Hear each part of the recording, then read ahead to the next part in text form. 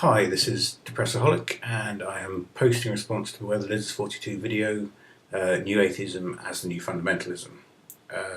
This is my first video on YouTube, and I really didn't want my first video to be a response to another YouTuber, but I procrastinated too long about making other videos, and then saw this one, and really wanted to make a response.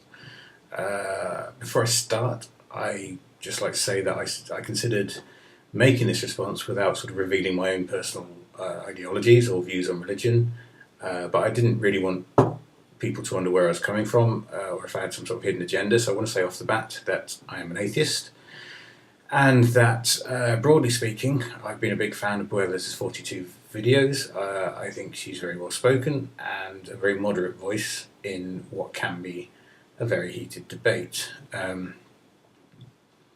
But the video I want to respond to is, in my opinion, a sort of continuation of this debate about the equivalence of atheism with religion, whether atheism can be seen as a sort of movement, whether it can be, whether you can be a fundamentalist atheist, and whether it can suffer from some of the same indignities really that religion has suffered from, such as schisms, such as Reformation, and whether it can give rise to the sort of fundamentalism that has resulted in things like the terrorism we have seen associated with religious movements over the years.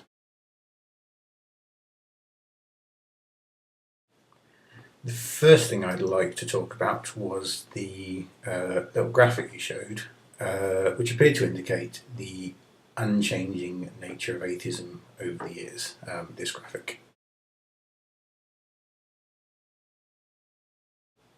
All this really says to me is that it's the definition of atheism that has been unchanging over the years. I could just as easily draw a similar graphic for Christianity that starts with a point that says follower of Christ and finishes at a point that says follower of Christ. It shows an unbroken line from one to the other. Now, most atheists, including me, and a lot of Christians, would have their graph looking like someone on speed using an Etch-a-Sketch. There's been splits about circumcision, about the nature of the Trinity, biblical exegesis, papal power, multiple marriage, transubstantiation, Latin masses, homosexuality, women priests, and lots of other stuff. But none of this precludes the observation that Christians in 500 AD were followers of Christ, and so are Christians in the 21st century. So I don't think constancy of definition is the same as constancy of practice. Now, when you use terms like schism or Reformation, there's a sort of underlying assumption about religion in them, and they do correspond to specific events within the history of the Christianity. So to say that they don't really apply or have never applied to atheism becomes sort of inevitably true. It isn't true, however, that all atheists share the same view of the implications of atheism. We live in a world that has long believed that concepts such as morality and virtue and good all come directly from God. Now, some of us have rejected this worldview, and some atheists consequently have rejected the idea that these concepts are important. And I know it's a fairly loaded example, but in the Soviet Union, for instance, guilt and innocence on moral grounds was considered much less important than guilt and innocence on ideological grounds. So crimes such as theft were punished much less harshly than crimes against the state, or as it turned out, crimes against the party. This was seen by the Bolsheviks as a kind of necessary step in rebuilding society in the absence of God. I personally have retained belief in the importance of morality, so I'm forced to explain this belief within my atheistic worldview, and this is something I don't find especially difficult.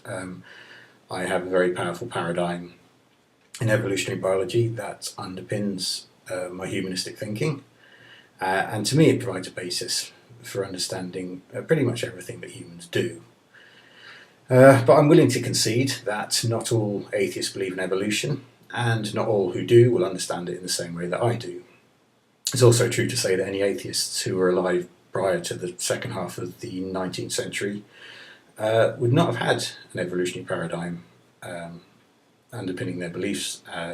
So their interpretations of the actions and natures of people will have been very different to mine.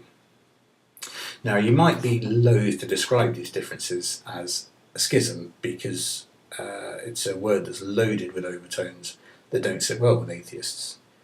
But atheism, which you described in your video as beautiful in its simplicity, actually has some very complicated philosophical implications. And I think atheism has changed over time, and these changes are not simply a case of personal philosophy, but are associated with schools of thought and ways of life.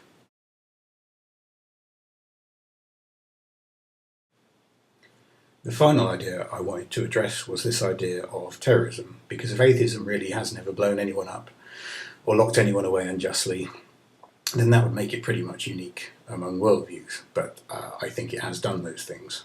I just want to say at this point that some of the examples I'm going to give come from this book, which is The Rebel by Albert Camus. It's a book that's affected my thinking very greatly, and one that many of the things I'm talking about here have come from directly or indirectly. The basic point of the book is that since the French Revolution, humanity has been involved in this rebellion against the idea that God is at the centre of everything and the top of the tree. And the rebels that Camus talks about are not just atheists, but also those who have chosen to reject God despite acknowledging his existence.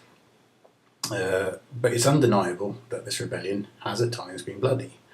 In late 19th century Russia, there was a consistent campaign of violence against the Tsar, which included assassinations and bombings, many or most of whom the assassins were atheists. Groups such as nihilists, socialists and anarchists have all tried to overturn this primacy of divine power using violence, and there's been state terror in countries like the Soviet Union and China and Cambodia, and terrorist groups such as Baader-Meinhof or the Shining Path in Peru, and they are all explicitly atheists. Now, you might argue that there are also a whole bunch of other political and social ideas underpinning their violence, and you would be right, but that is also true of religious groups that are involved in violence. So I don't think violence and terror are purely the prerogative of religious groups.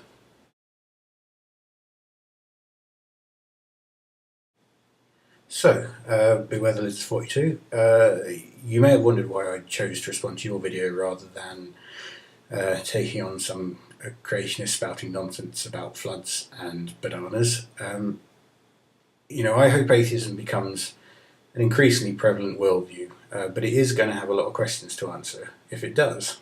And, appealing to its inherent simplicity just feels a little bit like papering over some of the cracks. Anyway, I hope you enjoyed the video, and I will be interested in any comments you or anyone else may have.